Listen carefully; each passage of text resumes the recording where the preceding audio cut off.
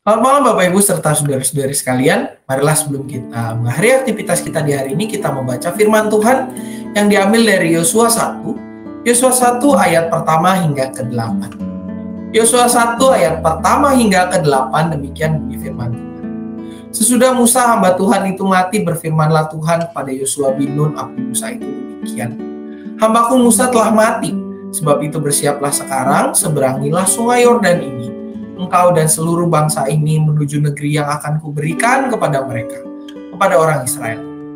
Setiap tempat yang akan diinjak oleh telapak kakimu kuberikan kepada kamu, seperti yang telah kujanjikan kepada Musa.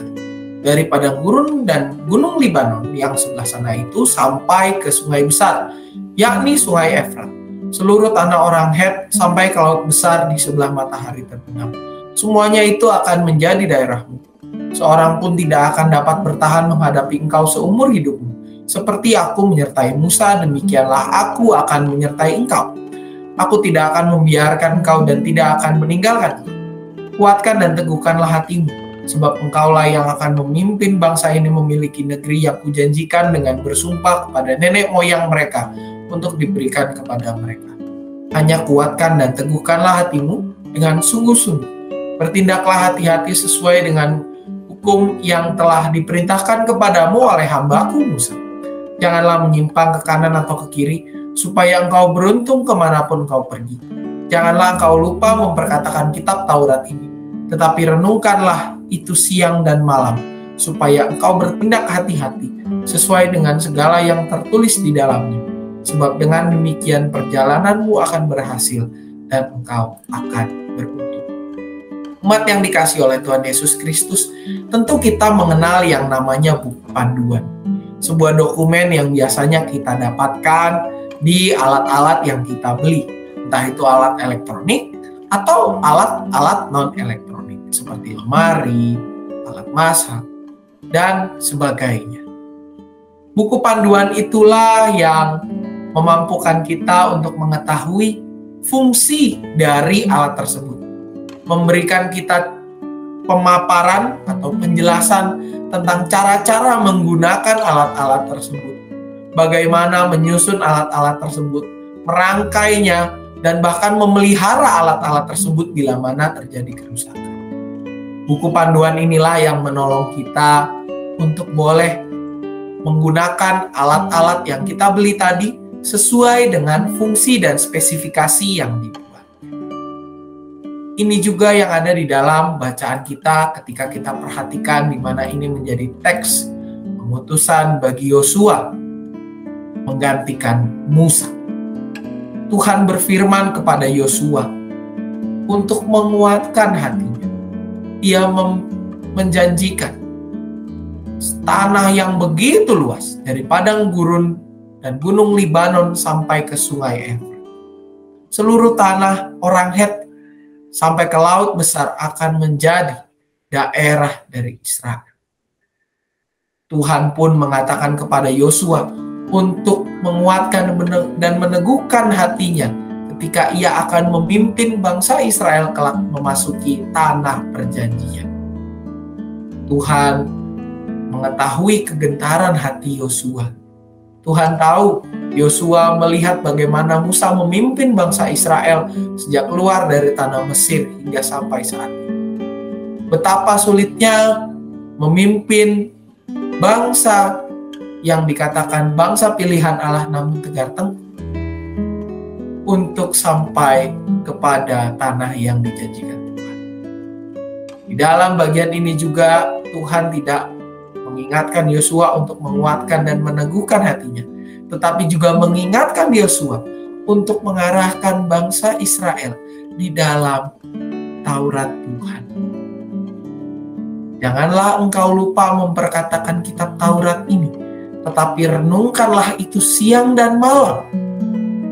Sebuah pesan yang mengingatkan kepada Yosua untuk mempelajari Taurat Tuhan, mempelajari firman Tuhan secara mendetail, secara mendalam, dan menjadikannya sebagai pegangan hidup, supaya Yosua dapat bertindak hati-hati sesuai dengan apa yang tertulis di dalamnya. dengan demikian, perjalanan Yosua untuk memimpin bangsa Israel menjadi bangsa yang semakin seturut dengan kehendak Tuhan, dan juga memimpin mereka masuk ke tanah perjanjian akan berhasil.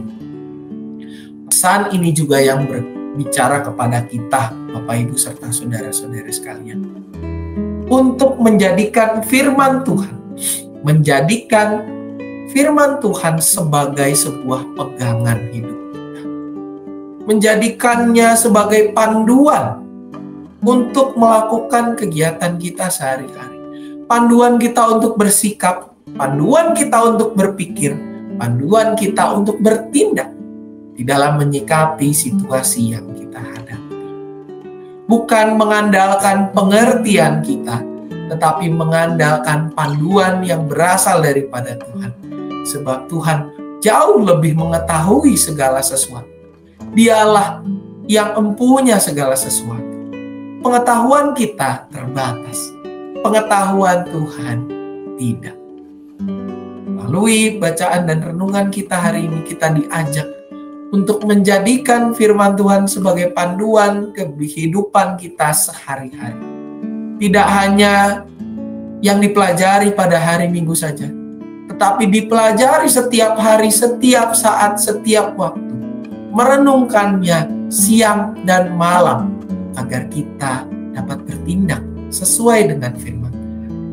Pertanyaan reflektif untuk kita lakukan dalam kehidupan kita, untuk kita renungkan pada saat ini adalah, sudahkah kita benar-benar menjadikan firman Tuhan sebagai sesuatu yang menjadi panduan tindakan kita, menjadi dasar dari pikiran kita, tindakan kita, bahkan perilaku kita sehari-hari, atau justru kita masih menjadikan firman Tuhan sebagai sebuah hal yang bersifat formalitas, hanya didengar pada hari Minggu saja, hanya diaplikasikan pada waktu yang tepat saja, dan bukan diaplikasikan setiap hari, setiap saat, setiap.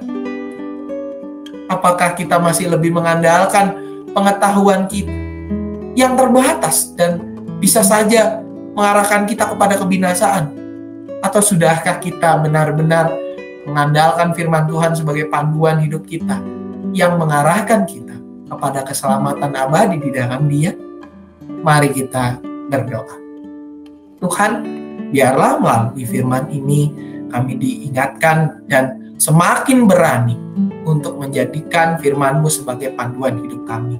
Mampukan kami ya Bapa, supaya kami boleh hidup seturut dengan firman-Mu saja dan menjaga kesucian hidup kami dengan melakukan firman-Mu, merenungkannya siang dan malam, setiap hari, setiap saat, setiap waktu, dan menjadikannya pegangan serta panduan kami untuk melakukan kegiatan kami sehari-hari.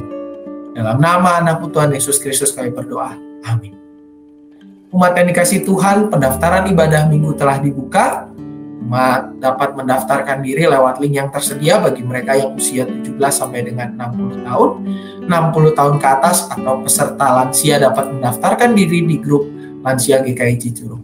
Rekan-rekan remaja, anak-anak kelas 3 SMP sampai 3 SMA dapat mendaftarkan diri untuk mengikuti ibadah remaja setiap hari Minggu jam 9 di ruang ibadah remaja di gedung yang baru. Dan pendaftaran telah dibuka lewat link yang telah di-share di grup remaja GKI Cicurug. Dan bagi adik-adik kelas Immanuel, kelas 1 sampai 2 SMP silakan mengikuti kelas Immanuel secara onsite dan juga dilaksanakan di ruang kelas yang baru di gedung yang baru.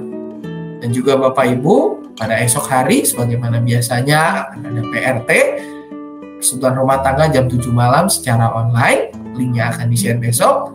Marilah kita bersama-sama mendekatkan diri kepada Tuhan supaya kita senantiasa dapat mempelajari firman Tuhan dan menjadikannya sebagai panduan kehidupan kita. Juga mengingatkan aksi penyangkalan diri kita Bapak Ibu untuk anak-anak sebanyak Rp2.000 yang masuk ke celengan. Untuk remaja Rp3.000 masuk ke celengan juga setiap harinya sampai dengan tanggal 17. Untuk dewasa Rp5.000 dewasa disisihkan setiap harinya, yang akan dikumpulkan pada Minggu Paskah tanggal 17 April 2022. Juga Bapak Ibu mengingatkan dalam rangka pelaksanaan ibadah puasa Ramadan, Majelis Jemaat mengimbau agar segenap umat tidak makan dan minum di area terbuka atau area umum. Secara proaktif juga kami menghimbau pada umat untuk menjaga keamanan tempat tinggal sekitarnya secara proaktif bersama dengan warga masyarakat sekitar, menjaga ketentraman dan keharmonisan lingkungan sekitar. Juga senantiasa melaksanakan protokol kesehatan agar kita cepat keluar dari pandemi dan terhindar dari penularan virus corona. Selamat malam, selamat beristirahat. Tuhan Yesus memberkati.